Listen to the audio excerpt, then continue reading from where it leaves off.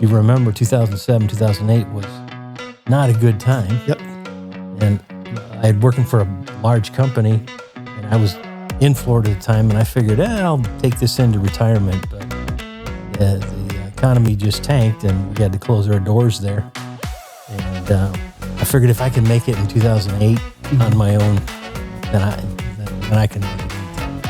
In fact, it's hard to find them. And I've had so many people tell me that you're like an anomaly. You don't exist. An older guy that's got a lot of experience still doing this. That's funny you ask, because I go back to what I heard my dad say 1,000 times. Would you put your signature on that?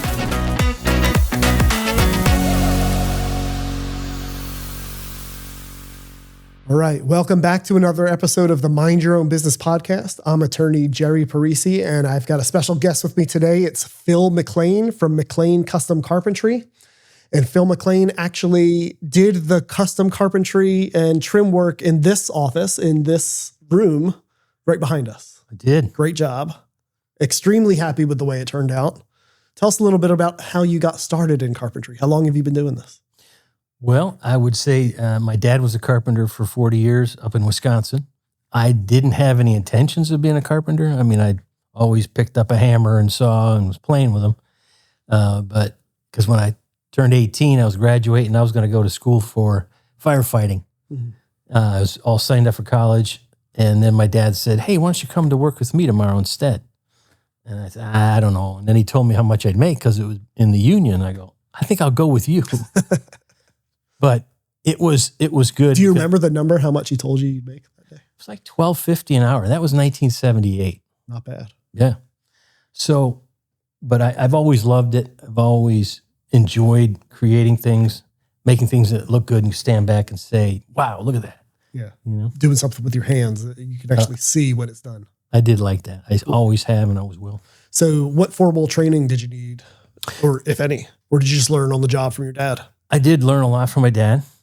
He was a tough instructor, but I did go through an apprenticeship, a 2.5-year apprenticeship in the union. And they taught me how to, cut stair stringers, cut rafters, and do all the things that a lot of guys today probably don't even know. But it was a good experience. When did you come to Georgia? Wow, I've only been here five months. Okay, brand new. We are. And you came straight from Wisconsin? No, actually, we kind of did a roundabout thing, but we were in Florida for over 20 years. Okay. Grandkids came, and two of our kids moved to Georgia. And as soon as my daughter was expecting, my wife said, we're moving. Yeah. So in order to keep the peace, I went. There you go. But no, it's been good. We came up here to be around the kids, the grandkids. And it's been a lot of fun. Cool. So how long have you had your own business? I started in 2008. If you remember, 2007, 2008 was not a good time. Yep. And I had working for a large company, and I was in Florida at the time, and I figured, I'll take this into retirement. But the economy just tanked, and we had to close our doors there. And I figured if I can make it in 2008 on my own, then I can make it anytime. That's true. How hard was it to get off the ground in 2008? Actually, I started, my last day with the company that I was working for was December 31st, 2007. 2008, January 1st, I signed a contract to build a new home. Perfect timing. I mean, I'd been talking to these people for a while, and they said, yeah, let's do it. I want to get my house built. So that was my first project, which was a good start. From there, it just kind of word of mouth, telling people, asking around, getting my name out there. So if my math is correct, that's about 14 years in business on your own. Is that right? Actually, it's going to be 17 this year. 17. So my math is not right. Okay. So 17 years. What have you learned over the 17 years about business that you can give some advice to some younger people who may want to get into the trades? I would say probably some of the best things is do what you say, and always treat that person like you want to be treated. because I've seen too many guys come in, give them one price, and then when they're done, there's a different price at the end. Because of all the extra work that had to go into it. Yeah, and that's how you learn. I mean, it's a forced way to do it. If you quote something, leave that quote there. I mean, because that the joy of a low price goes away quicker than the joy of a job well done in the future. So, do you find that there's a lot of that going on in your industry? Is it rare to find people that are honest about their pricing and upfront and do trustworthy work? I have found several, but I think the thing that is I found more often than not. I've tried to hire some young guys. I've tried to hire people, and it never seemed to work because they just didn't want. They'd learn enough just to be dangerous, and then they'd want to go on their own, or they'd want a lot more money, or try to tell me how to do what I've done for all these years. Yeah. And I appreciate. I'm not against learning, but when you start, you need to learn. You need to learn as much as you can, and be willing to work with someone rather than try to take over. Yeah. With what you said about bringing on younger guys, do you see fewer young people getting into the carpentry business? I do. In fact, it's hard to find them. And I've had so many people tell me that you're like an anomaly. You don't exist. An older guy that's got a lot of experience still doing this. There aren't a lot of guys still doing it at that age, but not that I'm old and decrepit, but I think, I'm not afraid of hard work. I enjoy the physical labor. Cool. And do you think that's missing in the younger generation? I don't want to sound like a bitter old guy, but no, I mean, just being honest, I think, I've heard that from other people in other industries. So do you see it in your industry? Is that sort of a trend? Unfortunately, I do. Yeah. They want the quick fix. They want the quick paycheck. And, to me, it's better to work hard and be steady. Yeah. Learn, just keep saving, doing what you're doing, and God will take care of the rest. So, are there still apprenticeships available the way you got started? I haven't looked into Georgia, but I know where I came from, there's still a carpenter union that they do serve apprenticeships. But I haven't explored down here in the Atlanta area. If somebody were thinking about, seeing whether they had the aptitude or if they liked carpentry, what would you tell them would be the first step? What would they try? Oh, I'd say get a hold of somebody, find somebody that you can go and learn from, somebody that you trust, somebody that is reputable, and stay with them as long as you can. Try not to, expect too much as far as pay. I know that sounds counterproductive in our world, but it's far better to learn as much as you can while you're young, than to just go for that big paycheck right away. Mm-hmm. Find somebody that is well established. And do you think in the future, with fewer people getting into it, there's going to be a high demand for carpentry work? Oh, I think there is. Just like in all the trades, electricians, plumbers, AC. I mean, they're begging for them. So with that, do you think that big paycheck that everybody's seeking will ultimately be there if somebody sticks with it and learns to perfect this craft? Oh, I think so. I toyed with the idea of going on my own, starting my own company several different times, I guess, but I always enjoyed that steady work and steady paycheck. I didn't have to go out and look for it, but it was I was in a situation where it was the best choice I had at the time, and it worked. Yeah. How do you get your clients these days? How do they find you? Is it word of mouth? Do you do any marketing? I do a little bit of advertising, not a lot. I'm in a B&I group, which has been a big plus. I still go to different subdivisions that they're building, to the models, and I talk to the salespeople there, and I give them my cards. Hey, if somebody's looking for work here, and I give them a stack of cards. So if somebody buys the home as a homeowner and wants, say, built-in shelving or cabinetry, you would come in and do that? Yeah. That's okay. And that's kind of an ideal time to do it, especially before they move in, because you can get in there and get it done before they put their, all their things in there. Just keep trying things. Don't sit and wait. Mm-hmm. I mean, Google, get your name on Google, get your website as good as you can get it, and people will see it. And you get traction that way, but it's always good to just talk to people and wherever you're at, in the grocery store, just have a conversation with you at church when you're talking to people. If it comes up naturally, tell them what you do. I think that's important as a business owner, to talk to as many people as you can, not be shy, and put yourself out there. Mm-hmm. That's something I had to learn how to do, because it didn't come natural to me. But what do you have a specialty as far as the work that you do, or is there something that you like more than something else? Like, custom built-in bookshelves are maybe a big thing these days. I don't know if you're getting a lot of those, but what do you specialize in? Well, I mean, I started out framing, long time ago. Mm-hmm. And it kind of just worked my way to get into inside and do the trim work. And that's where I really liked. And then it just evolved into, crown molding, things that most people try but can't do.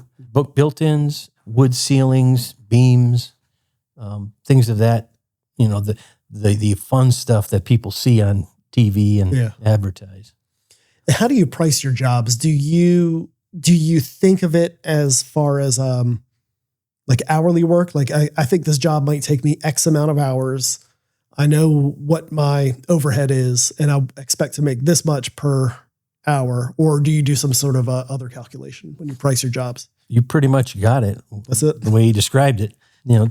What's the materials I need? How much time is it going to take? And what do I need to cover? And there you go. That's it. Okay.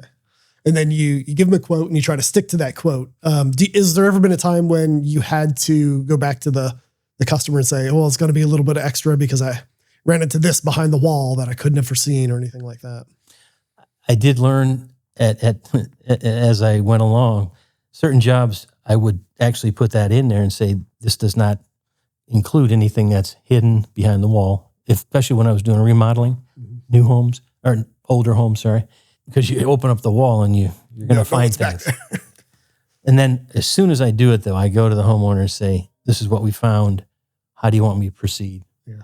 And 99% of the time, people have just said, well, fix it. And I know it's going to be more. Just continue. And they appreciate that. Gotcha. Do you find that custom carpentry work is sort of up and down with the economy, or is it pretty steady? Well, I definitely found that people with money are always going to do things to their homes. The economy doesn't really affect them.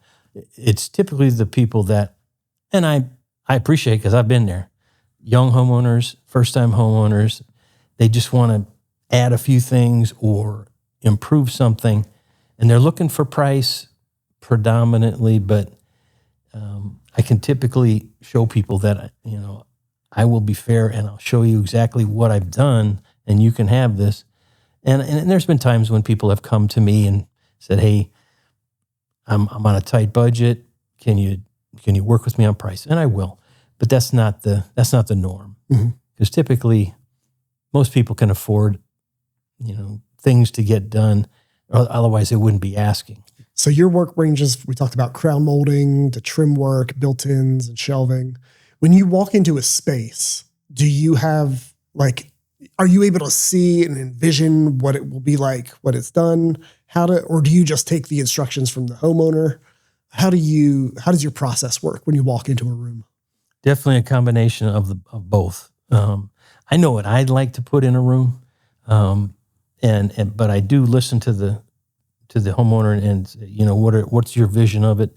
And if they don't have a vision, we'll find pictures, and then we'll do a combination of pictures, what they like, and what I think should go there. And we usually come to a good end. And correct me if I'm wrong, but I think you focus on using real wood instead of any plastic or composite materials. Is that pretty much it? Yeah, I typically just. And I saw on your reviews that somebody really complimented you on doing that, right? Using the real stuff. What is the philosophy behind that? Or is that just an old school thing that you've always done? It's probably a little both. I mean, it's old school. I've always just used real wood trim. The composites are good outside because they don't rot. But when you come inside, it's protected. It's easier to get where you want. Usually, it's the trim comes in longer lengths. You don't have seams or joints.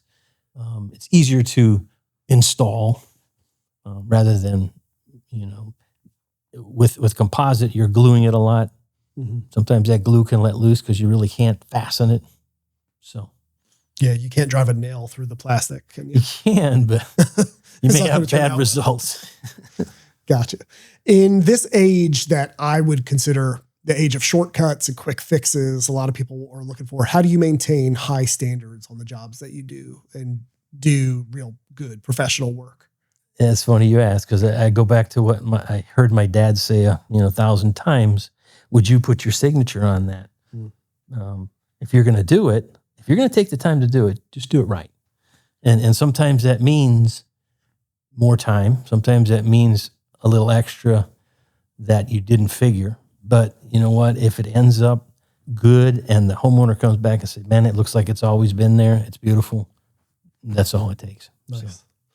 In moving from first, I guess, Wisconsin and then Florida, and now Georgia, I know you've only been here 5 months, but do you see a difference in sort of the business industry, doing the work here versus Florida versus Wisconsin, or is it pretty much the same? I think they're all unique. Florida, you have a lot of homes wide open. I mean, a lot of windows, a lot of wide open areas, a lot of light coming in. So you're going to get the beach look. You're going to get more of the, that type look. I think Georgia's a little bit more, not Midwestern, but old school, things that people appreciate, timeless, things that you put into a home is what I'm finding. And people, it's the same philosophy. They move into a home. It's the greatest thing since sliced bread because, wow, I got my own home. But then after you're in it for 6-8 months, you go, oh, it'd be great to have something right there. Yeah. With that, do you see any sort of big trends as far as style coming in that were not popular? In Georgia, I haven't been here long enough to sense that yet. Florida, it's very unique because you got people from all over the country moving to Florida. You really don't have a lot of Floridians. So there's a mix of what they like. So Florida could be its own country, I think. Yeah. Do you collaborate with other, I guess, people in other trades, other contractors a lot, or are you pretty much a one-man show? I don't have any employees, but I do have, right now I've found 2 different individuals that I could call and they could help me on a larger project. And a lot of times we'll just trade days. I'll work with him a day and they'll come back and work with me a day. As far as in the same industry, I think it's great because I found 2 others that kind of do the same things I've done, and they were able to tell me where to get materials and what they're doing, what's working for them, and it's been very good. So it's pretty collaborative. It's not a lot of keeping stuff close to the chest and not sharing those sorts So of far in Georgia, I found it very open. Okay. Not so much other areas. There's a lot of mean-spirited competition in some areas. Yeah. You just have to deal with it. But it's a good business environment here in Georgia. It is. Do you get a lot of referrals from other tradespeople? I know we talked about it a little bit where you go to some of the new home builds. But do other tradespeople refer you any business? I do. There's a couple other contractors that they need carpenter work. They'll actually, will work directly with them. But even I just bought a new home in Houston, and Congrats. The superintendent of that home actually gave my name to several people, and actually doing some work for one of them right now that we're moving in. So it just pays to. You never know. You don't want to burn bridges with people because you never know. Yeah, these people could help you. Somebody told me that a long time ago as an attorney. Even opposing counsel, you don't really want to argue with, I mean, arguing is part of the job, but you don't want to get too personal or, get into a fight with somebody because that person will never refer you a case. If you do, your reviews on your website talk about professionalism and building trust with clients. What do you do specifically to build that kind of trust? Is it just all in the work, or do you build the personal relationship as well? I mean, like I say, I do what I tell them I'm going to do. I try to keep people informed as much as possible. I know I like to know what's going on when people are working or doing things for me. So I just over communicate, keep them informed, what's coming next, how long it's going to take, who's coming, when they're going to be here, what time, So the more you can tell and communicate to people, it only helps. Yeah, that would go for any industry. Mm-hmm. Are there any other trades besides carpentry that you would suggest young people look into planning for their future? Like I mentioned before, I mean, they're really looking for electricians, plumbers, mechanical, AC, heating and air. Those are just technical industries that young people aren't thinking about, but they can make just as much or more than 4-year degree that they get from college. I'm not against college. I sent my own kids to college. I got one engineer, I have one teacher, and I have one nurse. They all are very successful in what they do, but maybe college isn't for everyone. And I did get my degree. I went back and while the kids were little, and went to school at night. The only reason I did it was just to prove to them, if I can do it, you're going to do it. Nice. So I was able to do that, and they're not going to let their dad show them up. So. There you go. Can't let the old man beat them, right? No. Are there any tips that you think are important for somebody getting into the carpentry business right now? I would just say, just be ready to work hard. Don't be afraid of it. There may be some stigmas out there about who's going into it or the whole environment, but the ones that that just don't give up and are stubborn and just continue to do the right things from the very beginning are going to make it. Yeah. So I when I first started, I had to work for a lot of different people when times were tough. Didn't get to do the things I wanted to do, but I learned what I didn't want to do, and a lot of the things I would like to do. So, yeah, just have that never quit attitude, but yet, be willing to treat people fairly and don't burn bridges with people. Yeah. You mentioned some of the stigmas around people getting into this industry. What are those stigmas that people have to overcome? I mean, I know when I first started, I had several people say, well, you don't even have a degree. What are you going to do when you're old and broken? Different things. Almost looked down on it because it wasn't a professional degree, But in my head, I was like, you know what? I love what I do. People love what I do. I can make a living. I can lay my head down at night and sleep and not lay awake thinking, oh man, I hope they don't find out. I guess just peace of mind and the ability to look back at what you did and say, I did that. God gave me the ability to do that, and I was able to do it. So yeah, I think also going into the future, I think the opposite is happening of what people thought. Right? They thought the robots were going to come for the hands-on jobs, but no, the robots are actually coming for the thinking jobs. Mm-hmm. So I think a lot of the trades are going to be gold in the future. Oh yeah, we're always going to need people to, humans to do the work. Mm-hmm. So we'll just have the AI tell us what to do, right? Yeah. Yep. Cool. Is there any message we're in the beginning of 2026 that you want to put out to the world before we close this up? To the world? Yeah, or to anybody listening. Well, as long as you open it up to the world, I would say just be careful, what you're listening to on TV and the radio. Know that, it's not as horrible and bad as it appears. There's still a lot of good people in this world, a lot of good situations that you can be involved in. be willing to get involved and make where you live better, and just take people and treat them like you want to be treated. I love that. Phil McClain, how can people reach you? Where can they find you? Of course, my phone number is still a Florida number, but 813-323-3469. I have a website, McClainCarpentry.com. I'm on Google. It's kind of, when you move, it takes a while for Google to catch up to where you are. So it's getting there, and I've got to get the reviews here.